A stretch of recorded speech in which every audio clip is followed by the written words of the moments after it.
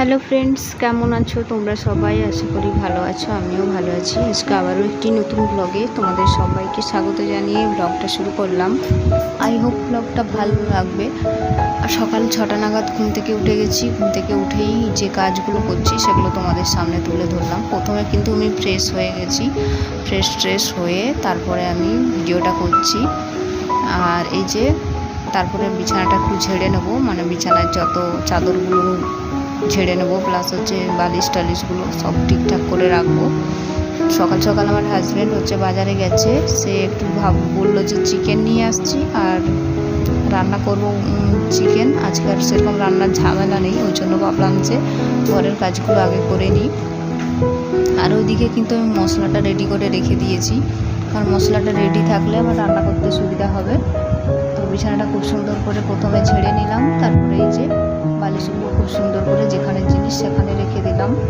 তো তোমরা যারা ভিডিওটি দেখছো প্লিজ একটা লাইক করে দিও আর আমার পাশে থেকো।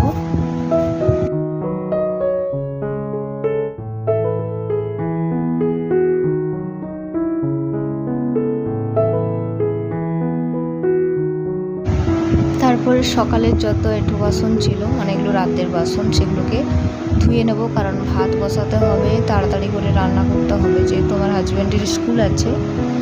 তো তার জন্য তো এই যে বাসনগুলো খুব সুন্দর করে ধুয়ে নিচ্ছি তোমাদের সাথে কথা বলে বলে।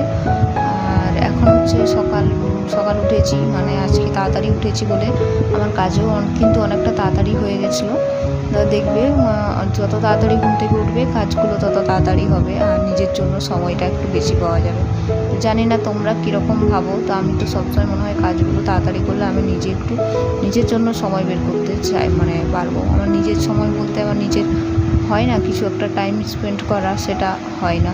সারাদিন শুধু কাজ নিয়েই পড়ে থাকি, তারপর টায়ার্ড হয়ে পড়ি, একটু ঘুমোতে হয়। মানে সারা দিনটা কীভাবে যে কেটে যায় আমি ঠিক বলতে পারবো না। আর এই যে সসপ্যানটা দেখছো, এটাতে ডিম সেদ্ধ করে করে সসপ্যানটার অবস্থা খারাপ হয়ে গেছে, পুরো কালো হয়ে গেছে, ভেতরটা কিছুতেই উঠছে না। অনেক করে ওঠানোর চেষ্টা করছি, কিন্তু মানে একটা দাগ রয়ে যাচ্ছে। তোমরা যদি জানো যে এটা কিভাবে তোলা যায় বা কীভাবে তুলতে পারবো, সেটা যদি কমেন্টে একটু বলো ভালো হতো। তারপরে এই যে দেখো তোমাদের সাথে কথা বলতে বলতে বাসনগুলো সব গুছিয়ে নিলাম। আর সকাল সকাল ঘুম থেকে উঠেছি বলে মাইন্ডটাও কিন্তু খুব ফ্রেশ লাগছে। কিন্তু এই 7টা বাজতেই দেখছি প্রচুর রোদ বেরিয়ে গেছে, মানে বর্ষাকালে যে একটা বৃষ্টি হবে, ঝমঝমিয়ে একটা সুন্দর পরিবেশ হবে সেটা নয়। আর এদিকে দেখো দুটো ফুলের গাছ নিয়ে এসছে, তো সেগুলোকে মাটিতে ওই যে টবে করে লাগিয়ে দিয়েছে, তো সেটাই তোমাদের সামনে একটু দেখালাম। আর এটা নাকি সব সিজনেই থাকে, মানে সব দিনই ফুল হবে, তো তার জন্য নিয়ে এসছে। তো বললাম ঠিক আছে, এনেছি যখন দেখা যাক কেমন হয়।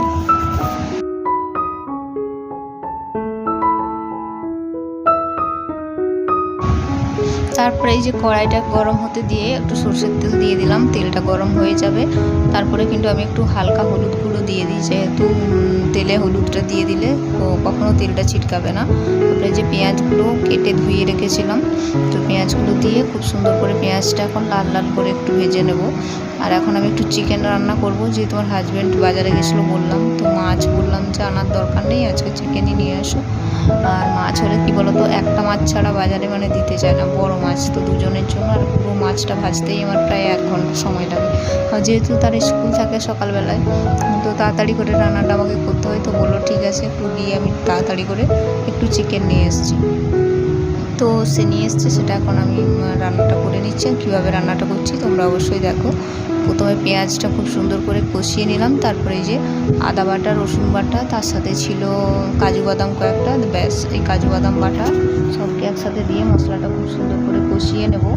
আর মশলাটা থেকে দেখবে যখন তেল ছেড়ে যাবে একটু লাল লাল ভাব আসবে, তো সেই সময় আর একটু কাশ্মীরি লঙ্কা গুঁড়ো দিয়ে খুব সুন্দর করে কষিয়ে নিলাম। তেলটা থেকে মানে গন্ধ বেরোচ্ছে, মশলাটা ভাজা হয়ে গেছে। এই সময় আমি মাংসটা দিয়ে দেবো। আর মাংসের সাথে একটা আলু দেবো, আলুটা কেটে রেখেছি, আর কয়েকটা কাঁচা লঙ্কা দিচ্ছি। আমি কিন্তু কাঁচা লঙ্কা ঝালটাই পছন্দ করি, শুকনো লঙ্কাটা খুব একটা ভালো লাগে না, কিন্তু শুকনো লঙ্কা দিলে রঙটা ভালো হয়, যে যেরকমভাবে পছন্দ করে। তো এই যে দিয়ে দিলাম। তারপরে একটু লবণ অ্যাড করলাম, যেহেতু লবণটা মাখানো ছিল না, তো লবণটা দিয়ে এবারে খুব সুন্দর কষিয়ে নেব। কষিয়ে নিয়ে তারপরে হালকা জল অ্যাড করেছি। তো দেখতে খুব সুন্দর হয়েছিল, খেতেও খুব টেস্টি হয়েছিল। তারপরে চলে এলাম, কিছু কাপড় জামা আমার গোছানো ছিল, তো সেগুলো কিন্তু রাখা হয়নি, বাইরে পড়ে আছে। তো ভাবলাম সেগুলো রেখে দিই, নয়তো নোংরা হয়ে যাবে। তো তোমরা যারা ভিডিওটি পুরোটা দেখেছো অবশ্যই একটা লাইক করে দিয়ে পাশে থেকো, আর যারা দেখেছো তাদেরকে অসংখ্য ধন্যবাদ। আর আজকের ভিডিওটা আমি এতদূর পর্যন্তই রাখলাম, খুব বেশি বড় করতে পারলাম না। দেখা হবে তোমাদের সাথে আগামী পর্বে। তো ততক্ষণে তোমরা সবাই সুস্থ থাকবে, স্বাভাবিক থাকবে। আর আজকের পর্বটা আমি এখানেই শেষ করছি, এখানেই আমি বিদায় নিচ্ছি। তো এই যে কাপড়গুলো গুছিয়ে রেখে দিলাম, আর এই শোকেসটা হয়ে খুবই ভালো কাজ করেছে। কিন্তু জামা কাপড় এত পরিমাণে হয়েছে যে পুরো ভর্তি ভর্তি হয়ে গেছে, তোমরা তো দেখতেই পাচ্ছ। মানে একটা জায়গায় শুধু পাতনি রেখেছি, একটা জায়গায় শুধু কাপড় জামা রেখেছি, এইভাবে। তো চলো আজকের পর্বটা এখানেই রাখা যাক, কালকে আবার তোমাদের সাথে দেখা হবে। ততক্ষণে সবাই সুস্থ থাকো।